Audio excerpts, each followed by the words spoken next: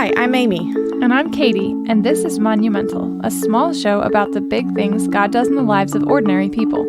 Welcome back to our November adoption series.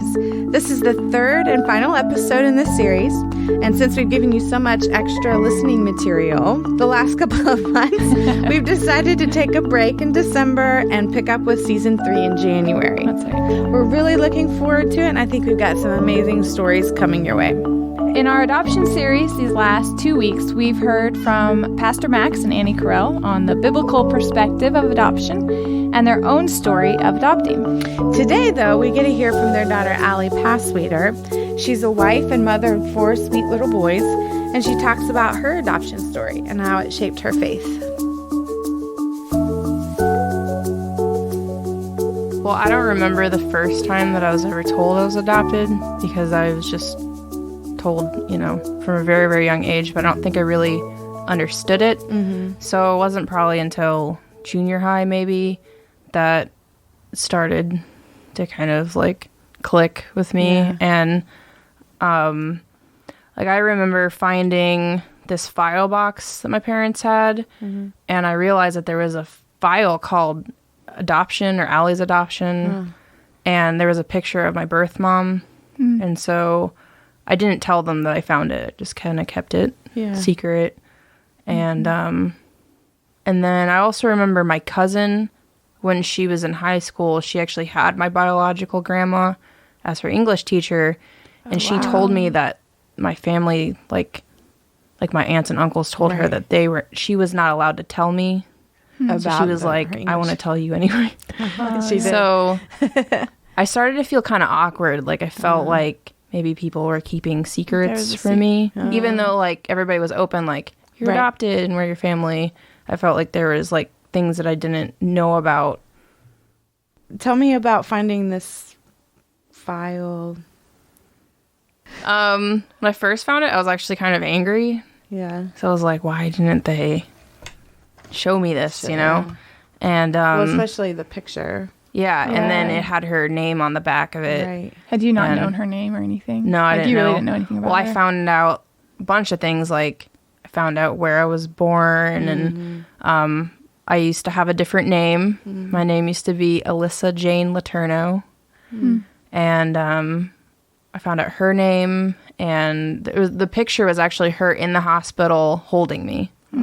So I felt really angry because I felt like they were hiding it from me, but I don't think that they weren't hiding it from me. They just hadn't found the time to show it to me. I was very young. I think I was either in middle school or very early high school, and I think they were waiting until later to reveal some things.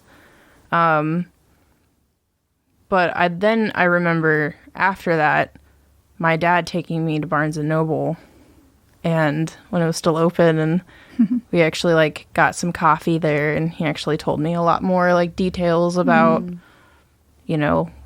what happened with my birth parents, why I was adopted, and that's when I figured out, about my uncle being principal and how my family knows their family, and so I think that they were just waiting until I was older to reveal more information about my adoption.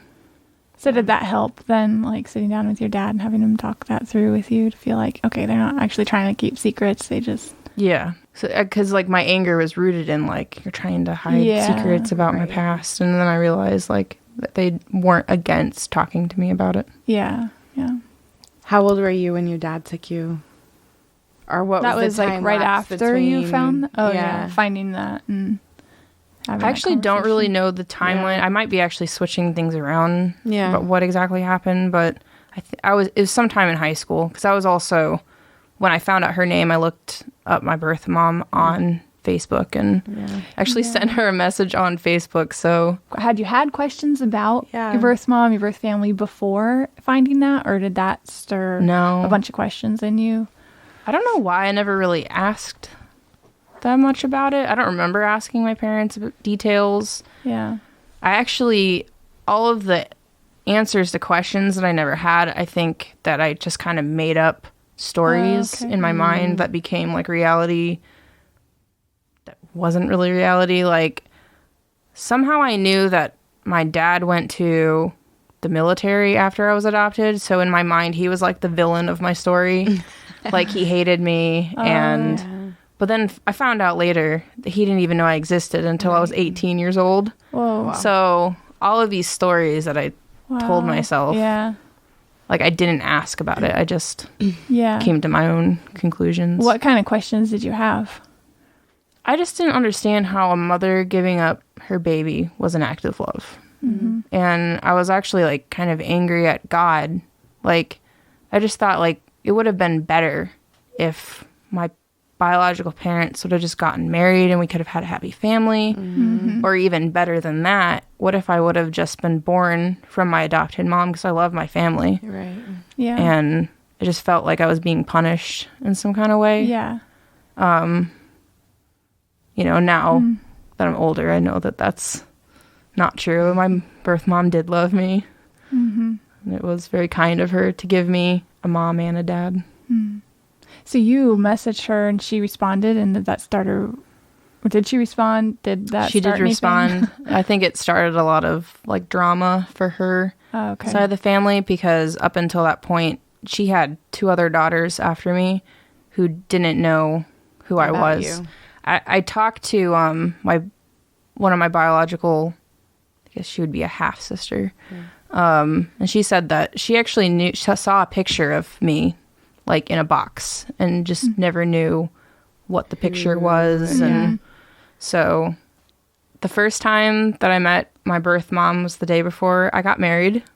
She came to the wedding, and I feel like there's a whole lot of story in between that and meeting your mom, though. Yeah. We should probably back more of that story. Okay. Back that up. So you found this picture, your dad, and this information. Your dad took you out, kind of gave you more details, and you're in like high school-ish. So, and it sounds like from that point on, a lot of questions then were stirred up that you maybe didn't have as a kid. Yeah. One of the biggest things that started right around that time period was comparing myself to my brother and my sister. Mm-hmm. Like, I just didn't understand why my brother was allowed to do certain things. And then I interpreted it as, well, I'm not really a part of the family, not as my brother's a boy and he's older than me. And he was like more, I want to say obedient, where I was more rebellious. So that's kind of plays into like why he was allowed to do certain things that I wasn't. And then even more so when my sister started getting older, because she's a girl, I would be like, well, does my mom love her more? And I just felt like really competitive with her and didn't even want to be her friend. Like, it's not until very recently that I've actually tried to work on my relationship with my sister. I just didn't like her for a long time. Not anything that she did. It just felt threatened. Yeah. Mm-hmm. You played or read your adoption into a lot of these relationships. Yeah. Yeah. Probably you probably didn't realize you were even doing it. Is that fair to say? I think it was subconscious. Subconscious. Almost. Yeah. And then also when after I found out about these other siblings that I had, I never knew about. My birth dad, he had a son, and I don't feel like I felt as threatened or upset about him as I did about my birth mom's 2 daughters. Right. So I was like, why was I adopted?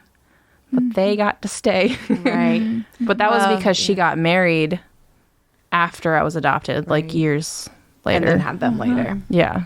Because she was still in high school when I was born. Right.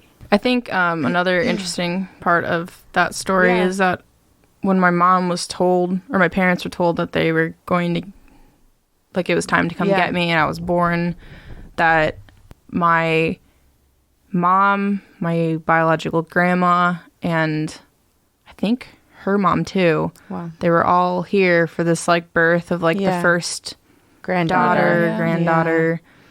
And she said that it was really like almost sad because it was like they were saying hello and goodbye at the same time. But I mean, years in the future, I recently actually got to meet my biological grandma, so I ended up getting to say hello, and That's so sweet. I hugged her. Oh, It was really awesome. neat. I don't know. In my she mind, I loved was like, when I meet her, she's not going to want to have anything to do with me. And she hugged me, and it was really nice.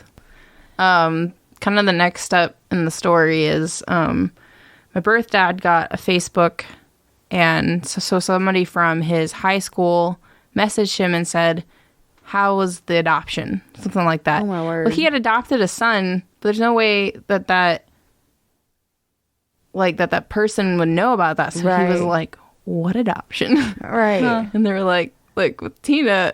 And he's just like, I don't know what you're talking about. So he got in contact with her and basically found out that when he was going into the military, his mom had signed something, or his, like, along with his, like, one of his, I don't know if it's an officer, I don't know what they're called, like, represented him. Yeah. And so he just didn't know that I existed. Wow. So around the time that I was like 18, he got in contact with my dad after talking to my birth mom and confirming that I was his daughter. And my dad actually showed me a picture of him, and he's like, do you think this is the guy? And I'm just like looking at a male version of myself. Like, he had the same lips, the same eyes. I'm like, no, that's him. Wow. That's definitely him. Wow. So he got on a plane and came to my parents' house and met He was me. like, I want to meet. I remember standing upstairs, like looking through like the staircase, like rails, and seeing him down there. And I was afraid to go downstairs. I was like, did you want to meet him? Yeah, I wanted to meet him. But that's a big thing. Like, Yeah. whoa. And then to find out that he hadn't even known all this time, that would be... He wasn't the villain of the story. Yeah. Wasn't who you thought he was. What was that like, meeting him? I mean, you were nervous. I think it was so traumatic that I don't remember anything. Oh, I don't know why, but I cannot recall anything we talked about. All I remember is seeing him from the top of the stairs, and I remember him leaving. It was like so weird. And nothing in between. Yeah. I think it was just so like like Crazy. surreal Emotionally, and stressful. Oh, yeah. Sure. Yeah. So I have no idea. Have you seen him since? Yes. Okay. So this is Do part you of remember that? the story where things kind of get bad, because right around like the end of high school is when I started getting into like fights with my parents because I was realizing more and more that I didn't want to be a Christian. And so... And you had made a profession of faith. Yeah. Like I had gotten baptized and was taking communion at church. And but I just kind of... I think it all revolved around I wanted a boyfriend. And they did not want me to have a boyfriend because I didn't want a Christian boyfriend. So we started fighting more and more. And at the same time, my birth dad invited me to come to Florida to meet my brothers and spent some time with him. So it was like, when I'm with my adoptive family, there's all this conflict, and they're calling me to obey God. And then I go to my biological family, and they just are like, everything's happy all the time because they weren't Christians. And and so I kind of got to a point where I was just like, I could just move to Florida. I could just not talk to my parents anymore, and I just don't have to deal with any Christianity or adopted family or so rules or kind of led up to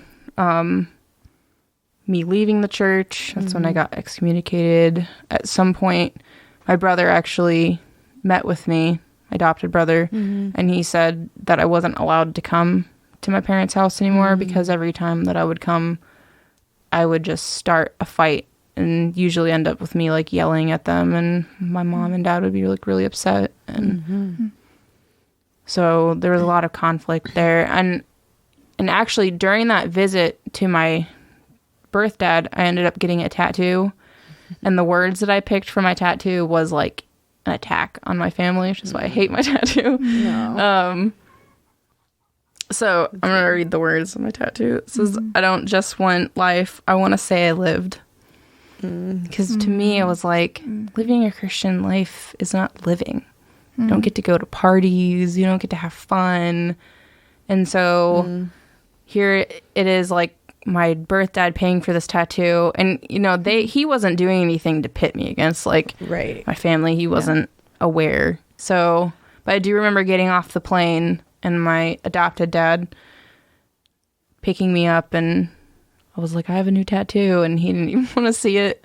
I'm just like, I felt like so proud of myself, like, got you, you know? Yeah. Better than you. And so you had moved out of your parents' house. Where were you living?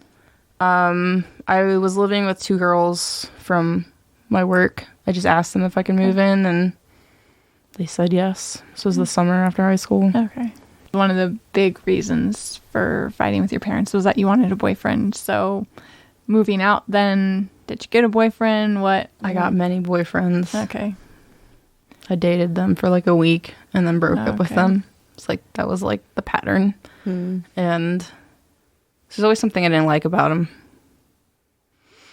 It was just more like, it was the cool thing to do, to have a boyfriend. And I think it all has to do with being adopted. It's just like this like intense need to be accepted. I mean, it's kind of like showed up in all different parts of my life. Like, you know, I'd go to school and I'd be one person, and I'd go to church and I'd be another person, just anything to make people like me and accept me. And then I really wanted a boyfriend because I just wanted to be loved and accepted. And this is probably jumping ahead, but when did you start, like, sort of identifying what you were doing? You know, like you said, the anger towards your sister and the other relationships with your siblings, you know, the comparing with your brother and things like that. It was all like insecurity about being adopted, but you didn't at the time recognize that that's what it was. Then the same thing with boyfriends. At what point do you think you recognize, like, this is an insecurity about my being adopted? Well, actually, like, a couple years ago, I've had 2 different pastors now look at me and say, your entire life is like revolving around being adopted. And I just remember being like really like angry about that. Like, I went home to Anthony, my husband, and was like, they don't know me. Like, that's such an insignificant part of my life. Like, it doesn't even matter. And then I think only within like the past like year or so is when I like honestly started to look at things, realizing actually no, it's all like connected to being adopted, and my life really is revolving around this like fact of my life, and that I've been in denial about. And I think because, well, it's like I've been waiting my whole life to meet my biological family. It was like something that was just like really important for me to do, and I thought that once it happened, all the planets would align, and I would finally feel like I belonged somewhere. And I feel like meeting them, even though I am grateful that I met them, has actually made the planets go everywhere. And it's been very confusing. So it was like kind of a hard fact to accept that meeting them didn't actually fix everything, that I still had like doubts about where I belonged in life. And you're just now in like this last year realizing that. Is that what you're saying? Okay, so I would say even like in the last month that I realized that, because I went to my biological mom's wedding. And that was like the last of my biological family that I had left to meet. And so I felt relieved to come home. And be like, okay. To be around my sister Kimmy, and to be around my brother and my mom especially, and my dad. It's like, it's almost like that was the last piece to finally accepting that I have a family here. This is it. And so it's still like really fresh because that happened early August of this year. Yeah. So it's like it just happened. And so and in a way I kind of almost feel like a newfound peace that it's like I can finally like put to rest all of these like insecurities that I've had for so long. So going back to like serial boyfriends. What kind of guys did you pick? Guys that gave me attention. The first boyfriend that lasted a long time, he's just an awful boyfriend. Michael Crum is actually the one who told me, like, you are going to break up with this guy. That was what gave me the courage.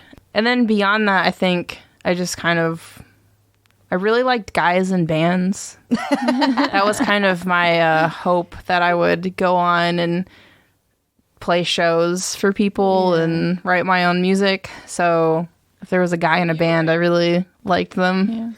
Yeah. It's kind of what led me to Anthony dating my now husband, Anthony. Because he was in the, like, my closest friend group. Okay. And we actually, like, we weren't really that good of friends. It was not a good relationship because we went from not being friends to me living at his house. Okay. So I just stopped showing up at my own apartment and would just come over if I needed like extra clothes or to pay bills. But I basically lived with Anthony, and that's what led me to getting pregnant. Now, you said something about Michael, you know, telling you are going to break up with this guy. So you still had contact with people from the church. Yeah. And you were not just contact, but you still talked with a couple of people in the church. Well, this was before I got excommunicated. Okay. Because I didn't show up to do coffee one week. And You were one of the coffee Mary girls. Wagner came to my house to see like where I was. Right. She did coffee with me. Right. And my roommate opened the door and she's like, she's not here. She's at her boyfriend's house. So I don't know if boyfriend Mary... being Anthony. No, that was Different that was boyfriend. the first boyfriend that I had at the time. Oh. And so I don't remember exactly what happened, but Michael ended up going for a walk with me and being like, so what's going on with you? And then, so I did break up with him, but then after that, I just continued to date different guys. And, like I said, like the timeline, I don't remember exactly what happened, but I do know that I was at Anthony's house and Taylor Bailey came to my house and I sat in the car with him and he's like, if you wanted to, you could come home, you know, even to my parents' house. Like, you don't have to be here. Like, I want you to stop. And I just remember like crying and saying that I wish I was dead, just being like really upset. But then I didn't do anything. I just wished at that time that I could still have all of my friends at church and I could still have a good relationship with my parents and live the life that I wanted to. So I did feel like really torn between the two. Felt like I could be more myself with my non-Christian friends because I didn't want to obey God. Right. And so I did, you know, when Taylor said you could come home, like I did feel like, oh yeah, I could. But then it would mean giving up Anthony. Right. And that was the biggest thing that was like, I can't give up Anthony. I love Anthony. So I thought that I loved Anthony.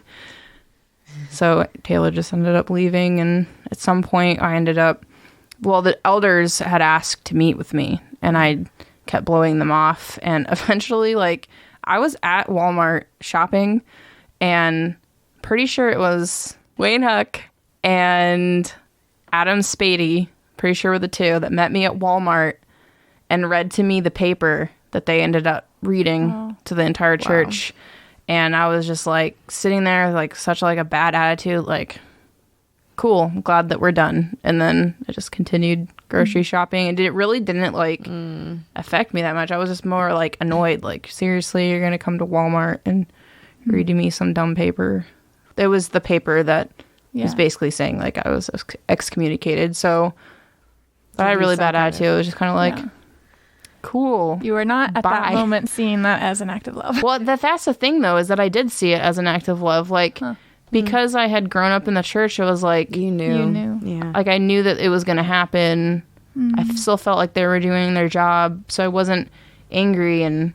But very quickly, like... So Anthony and I started dating in February of 2012. And I found out I was pregnant in August... Same year. Yeah. And we got married in September. Okay. So we got along like really, really well. Like we had like all of the same hobbies and same friends. So when you found out that you were pregnant, then what happened? Well, I was not very happy. And my first thought actually went to, even though I had spent my entire life being pro-life, my first thought was actually abortion, but not because I didn't want the baby, but because I didn't want to upset my parents. Yeah. I was like, I can't tell them this. Like, they're going to be so mad at me. But it was like, I even said it to Anthony. I was like, should I get an abortion? And then as soon as I said it, I was like, no, that's stupid. And he wasn't for it either. So he said from the very beginning, like, we should have this baby, but I wasn't sure because it was like, we had talked about marriage once before that, and he said that marriage ruins relationships. So he said that he was never going to get married. So I had that in my mind as well. Like, well, he's saying keep the baby, but He doesn't want to get he doesn't want to get married. Right. So, well, we went to go tell my parents, and when we told my parents, like, he actually said, I want to get married to Allie, and I got her pregnant. I want to take responsibility for it. So that was kind of unexpected. So in all of this, like, did you have a relationship with your parents while you were dating Anthony, or it was kind of like... No, we didn't really talk at that point. And we did occasionally. I think I even went to church a few times, even though I was... excommunicated, because I remember asking, well, am I allowed to come to church? And they're like, yeah, you can, you just can't take communion. Right. I always thought excommunication meant you're not allowed to come to church anymore. So I didn't even understand, like, even though it's in like the name, like, was like, well, I guess I just got kicked out, like, Not allowed to come back. but I actually did go a few times after that. But that's actually, that whole situation is what eventually restored the relationship with my parents. And actually, like, even though my mom and I had a good relationship when I was younger, we never had like, like a close relationship. Where I would talk to her about lots of stuff. That's just because I like to talk. It wasn't like a sharing secretive, personal things with her. I didn't like doing that. So past that point, my parents wanted me to move out of Anthony's house, so I lived in there upstairs, and she helped me plan my wedding, and took me to somewhere downtown to get an official pregnancy test and to my appointments. Well, actually, maybe I drove to my appointments, but she, encouraged me to go, and she was there for my birth, or not my birth, but Your baby's my birth. baby's birth. And So did that, you went from like really no contact with them to all of a sudden you're really kind of looking to them as support and help, and they're there for you. Were you surprised by how they were they so responded to supportive? that? Yeah, how not they only responded? that, but I was also surprised at how the church treated me, because it was like these women planned a baby shower for me. And I cannot tell you how many gifts that I got. It was just like, why? Like, was not very nice to you. And here I am at some baby shower. Well, and they didn't stop loving you when you were excommunicated. Exactly. Yeah. I mean, that's the other whole point of excommunication is the desire to see restoration happen. I mean, when I was excommunicated, I would run into people from church, and they were really nice, and I thought that they would be like me, and I was just kind of like, okay, well, that's weird. Taken aback by that even. And that was the thing that impacted me the most, is that the just complete, like, 100% forgiveness from the church. But then on the opposite end, all of my friends I thought were, like, really good friends were just completely against us getting married. I mean, there were a few, like our two closest friends and a couple other random people were okay with it. But most of our close friends were like, this is stupid. And one of our friends actually said that he was like, well, if it was my girlfriend, she would just get an abortion. And he told me that he was going to cut my baby out and feed it to Anthony. Oh. So my. I was just like so shocked at like the nastiness from people. And then after that, they just kind of stopped talking to us. And So you really ended up losing a lot of friends. I lost a lot of friends. And the people that were still friends, like after Ashton, my son, was born, they eventually like weren't very happy with us, because eventually we did become Christians, and they were just like, well, you just turned into terrible people. Really the opposite was happening. Okay, so the wedding, and would you tell that story a little bit about your birth mom coming and meeting her and being there for the wedding? And so yeah, she came to my house and asked if we wanted to go get something to eat, and we went to White Castle and had White Castle burgers. That's where Anthony worked at the time, so I was really into White Castle then. And again, I don't remember what we talked about. It was like all those first meetings were like just so like intense, surreal almost. Pressure. Sure. Yeah. So she came to your wedding. Yeah, she's at my wedding. Where'd you get married? My parents' house. Sweet. So what was your wedding day like? Amazing. Really fast. It was actually like, I think, pretty much perfect. Like, there's nothing that really went wrong. And that's another thing, is that it's like I was so like nasty to my parents, and like the amount of work that they put into making a nice wedding. Our wedding. My mom picked up flowers and put together the bouquets, and my dad went and got all like the chairs and the tents, because it was outside, and had so many of like my aunts and uncles that came, and so it was really nice. And my dad bought me this pink necklace.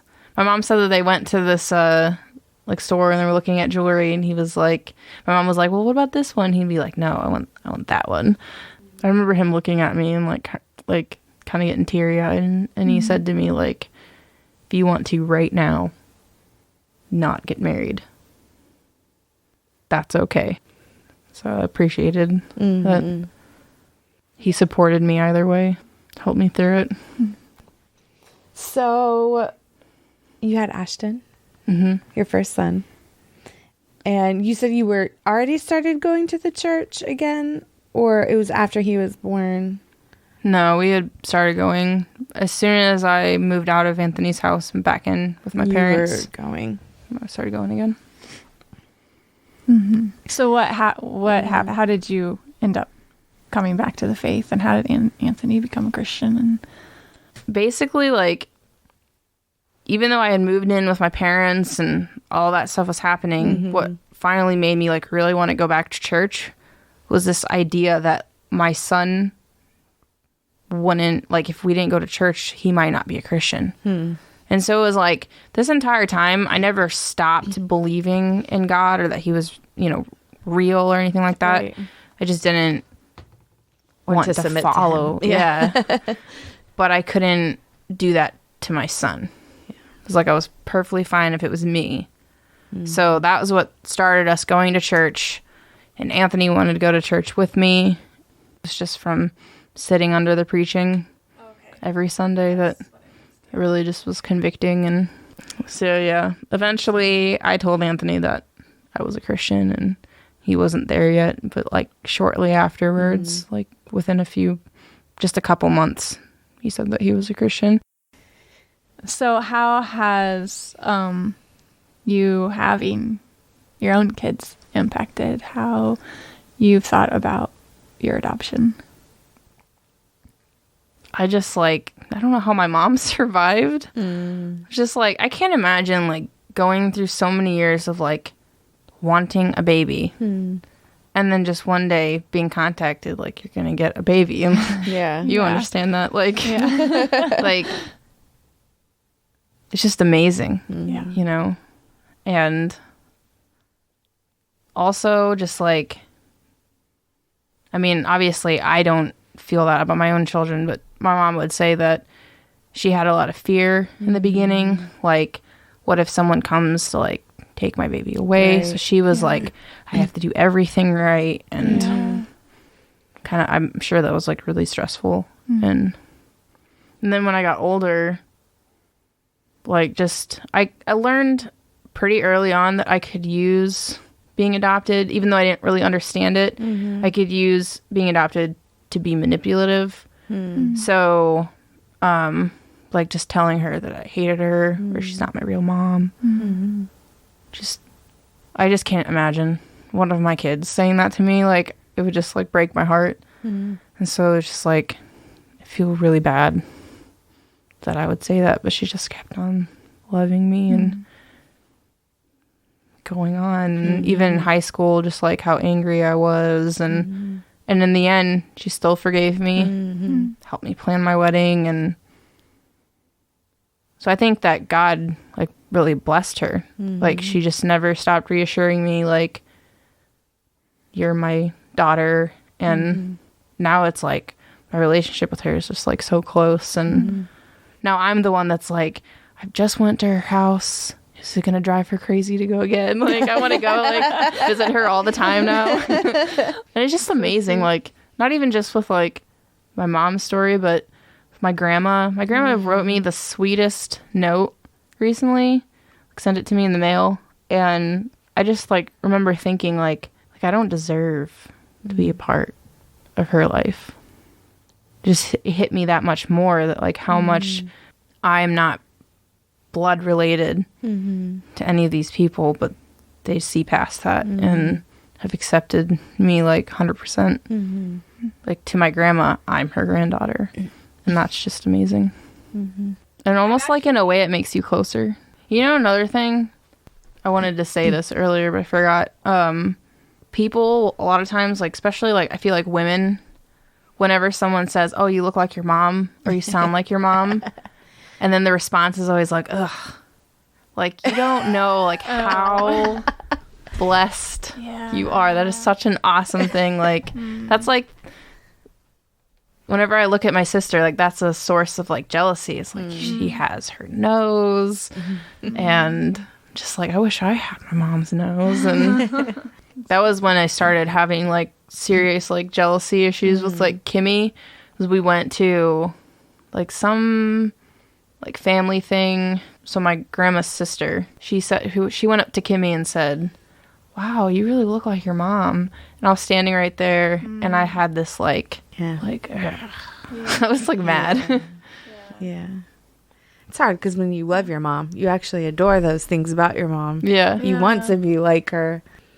Maybe you just need to take on some phrases that she says all the time. Well, that's the thing is, like, whenever I look at my grandma, she's like so like, I don't know how to describe her. Like, I would say probably soft and feminine.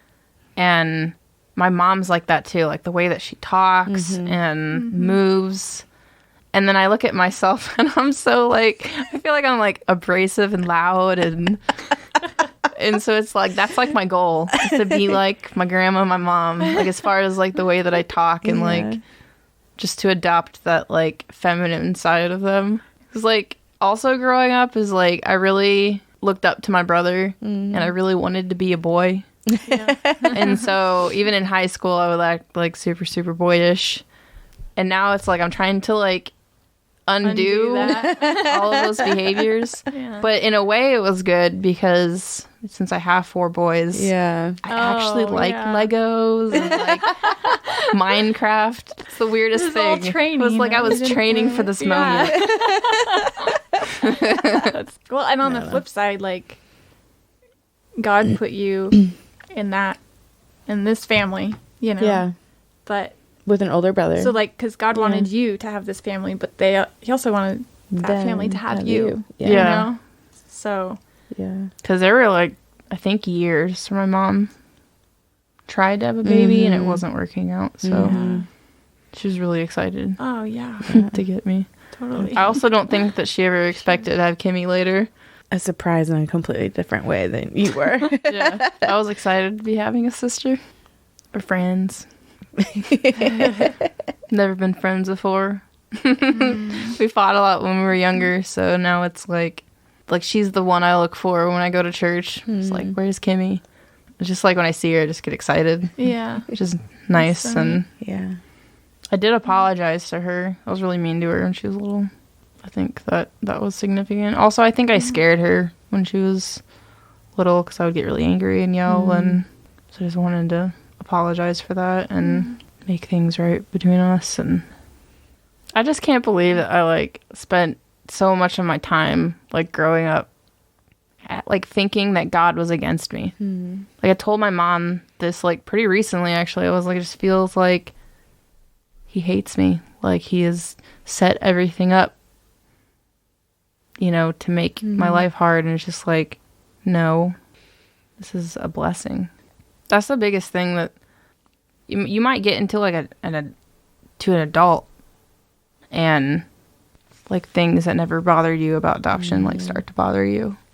Different aspects. Like I'm sure like I'm going to continue to go through this like Sure. As you reach like new phases of life, and then you're going to evaluate things in a different way than you never had before. Yeah.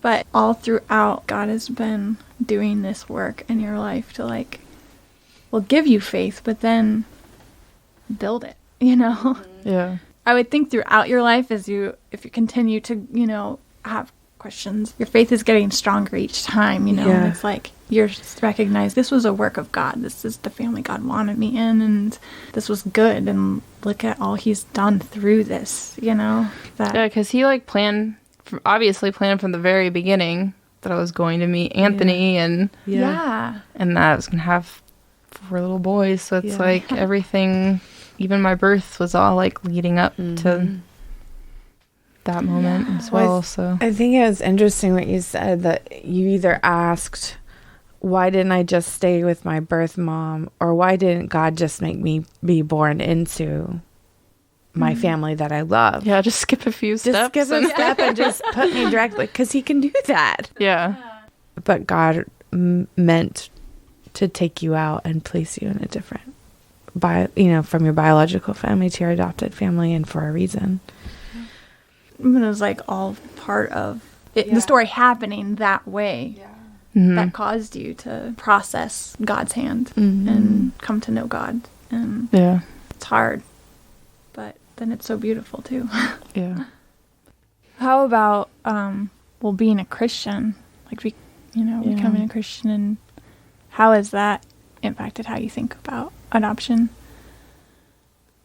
I think that I'm actually like really grateful that I'm adopted, because it's like when you talk about like how like you're adopted into Christ's family, like, and you think about people as like, this is my sister in Christ, my brother in Christ. I think I have a better like understanding for that. And so like, especially when like you meet someone that maybe you don't even like that much, you still think of them like, well, this is my sister in Christ. And so it gives you more of a willingness to like get to know people and to bear their burdens, because it's not like some random person. It's like your family, and to work around people that maybe you don't get along with very well, to like choose to love them anyway. Yeah. So I guess I just wonder if there's anything you would tell, anyone who has been adopted as an encouragement, what you would say to them who might be struggling with the fact that they're adopted. Well, I think that my story is a little bit unusual because I have met my biological family, where some people might not want to, or maybe their biological family doesn't want to meet them, or maybe you meet them and they're like toxic. So any advice I would give is just like, even though I am grateful that I met my biological family, it really wasn't some great solve all thing. Like, it didn't fix this feeling of like, where do I belong? And so, there's a lot of talk about, you're adopted, but I think that you have to reach a point in your life where you decide to adopt the family that God gives you, like, and just decide, like, this is my dad, this is my mom, these are my siblings, like, for real. Yeah. And then the other question I wanted to ask you is, what would you say to, well, like me, I just adopted, like, what encouragement or advice would you give me about, like, how I raise my daughter who's been adopted?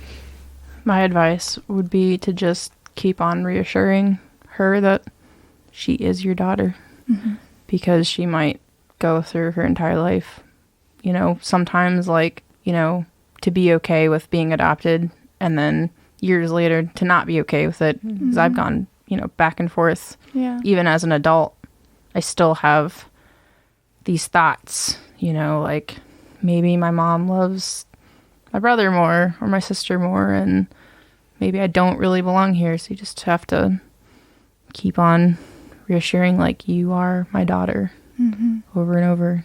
And that's what's really helped me, is that there's been times where I've actually cried to my mom and said, like, that I felt like I didn't belong, and she just always reassured me, this is your family, God gave you this family, you belong here.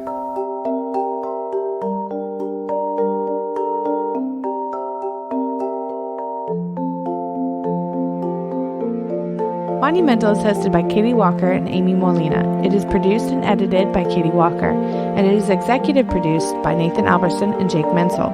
If you like the show, please don't forget to rate and review in the app of your choice. And if you're interested in more great content, including articles and other podcasts, please visit warhornmedia.com.